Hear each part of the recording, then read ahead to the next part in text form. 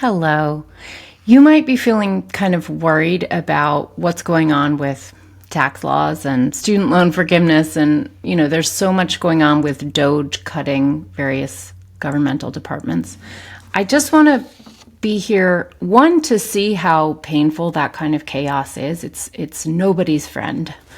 And I want to just be here to reassure you that a lot of what you're experiencing right now, coming out of the White House is noise and not actually something that is a change of law.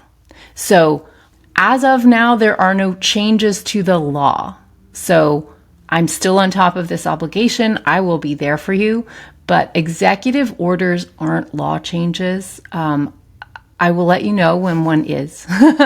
But a lot of what these orders are actually doing are not actually legal, right? They're trying to revoke funding that Congress approved, which is the role of Congress, not the executive. So it is not within the power of the president to do that. So an executive order that overreaches the powers of the president is not necessarily going to be enforceable or stand up in court.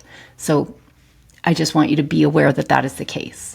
Also, the executive branch does not create legislation. That's the legislative branch, right? That is Congress's job to create the law. The executive's job is to execute the laws. So the president cannot create laws. Congress only can create laws. So that's another thing just to be aware of as you hear all this noise, because of course there's so much noise, and that is part of the point, right? Flood the zone is a true strategy to try to create chaos in the world and chaos in your mind. So I just want to be here to help you stay focused, because you don't need to feel as chaotic as someone might be trying to make you feel. All right. Here's what to look for. Definitely do pay attention to what Congress does. That's important. Also, I want you to be aware that you may hear that the House has passed a bill, but that doesn't mean the Senate passed a bill. So just to give you a little bit of civics, in order for legislation to come into law, the House has to pass the bill, and then the Senate has to pass the bill.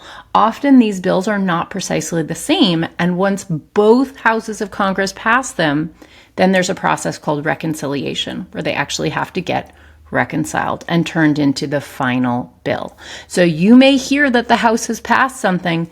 That doesn't make it law even yet, right? It's really easy to get distracted and think that it's real when the House passes something, but don't forget that it's not law until the Senate also passes it.